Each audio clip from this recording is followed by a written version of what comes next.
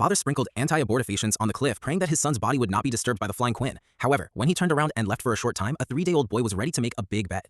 Just when the boy was about to succeed, the boy woke up miraculously and grabbed the boy's neck. He tried his best to call for help, but the tribe was already far away. At this time, he was injured all over his body. He gazed at the courage in the bottom of his heart. He began to climb along the cliff, but he could only climb out of a few fingers. The whole person was half empty. The situation at this time has been very difficult, and rain poured down like a waterfall. However, the young man's persistence was beyond ordinary, and he persisted on the cliff of wind. When he looked down again, he found that the water level had soared to an unpredictable level, so he made a bold choice. The next day, the boy woke up from the mud. He struggled to get up. At this time, one of his legs could not be moved. He climbed to a pit of water and took a sip of the wine from 20,000 years ago. He also accidentally found an earthworm.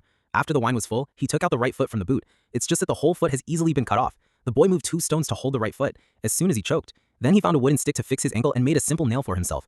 After a while, the boy began to go up the road and finally came to the top of the cliff that his father had laid for him. It turned out that his father was the leader of the tribe. Only his father shouted at him all night, but for the safety of the tribe, his father could only take the tribe back, because there are still women who need to be taken care of. He knew that his father had already left, and he was helplessly lying on the ground.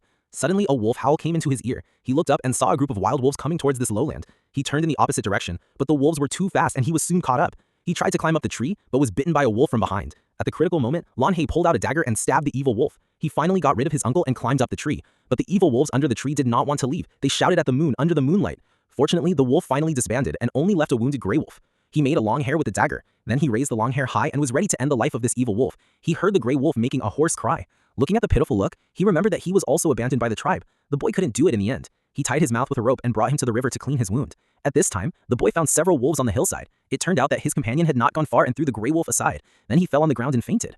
The gray wolf had already pulled the rope on his mouth, but the boy was not afraid. Instead, he took a bowl of water. Seeing that the boy was not hungry, the gray wolf immediately relaxed his vigilance and drank the water in the bowl. The boy also found some unknown insects. Although he did not eat enough, he still gave half of it to the gray wolf. But this food does not solve the problem at all. So the next day he went out to hunt, and luckily, found a rabbit on the grass. He picked up the stone and smashed it. This is the first prey he has never seen in his life. He went back to the cave to the south here and learned how to drill wood. For a whole day of hard work, he ate the fragrant roasted rabbit meat, which left the gray wolf next to him drooling and his eyes staring at him. That if he want to eat meat, you have to be obedient. Seeing that he was so obedient, he threw out a piece of bone for him to eat. The next day, the boy was about to return to the tribe. He asked the gray wolf to find his wolf pack, but no matter how the boy drove, the boy had no choice but to go alone. But the gray wolf was always following him. He stopped. The boy left, he left. He threw out the stick to try to drive him away, but the gray wolf was like a puppy. In this way, the two began to walk together. The boy also gave the gray wolf the name of Alpha, and they hunted along the way. The boy did not worry about eating or drinking. At night, they would stay together to warm up. Every morning, Alpha would wake him up on time. Although there is a difference in language, but the trust and dependence between each other is getting deeper. This kind of trust is destined to be challenged. On this day, they found a few wild boars. Alpha rushed up without hesitation. The boy was nervously preparing to attack with Longhair. Unexpectedly, he was hit by the wild boar on the spot and watched the prey slip away. Alpha had no choice but to watch this 2-legged beast. After all, the master chose him himself. From now on, one wolf and one person will cooperate with each other to hunt. It's worthy of being the wolf king. Alpha killed the rabbit, but in front of his own food, Alpha wanted to be the first to enjoy but was rejected by the disaster. Yes, in the middle of the night, due to the low temperature, she wanted to rest with the boy, but she was rejected. After the smart Alpha and the boy fell asleep, she quietly came to her side to cover her. Alpha saw that the master hadn't woken up, so she woke him up in her own unique way.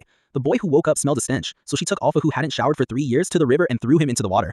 This is the first time Alpha has come to the river, and he is so excited that he spits out water and catches a fish for the master. On the way, the boy will deliberately blow on his mouth, teasing Alpha to make it think that he has food in his hand.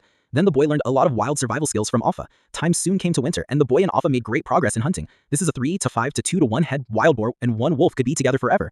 When they were eating food, a ferocious black wolf suddenly appeared behind them. The boy immediately picked up his long hair and woke up Alpha, saw it, and hurried over to have a meal. As a result, the wolf was really taken away by him. After that, he turned around and looked at Koda. Koda understood that he wanted to return to his tribe. After Alpha looked at Koda and disappeared into the night, without Alpha's company, Koda could only step on the journey to find the tribe alone.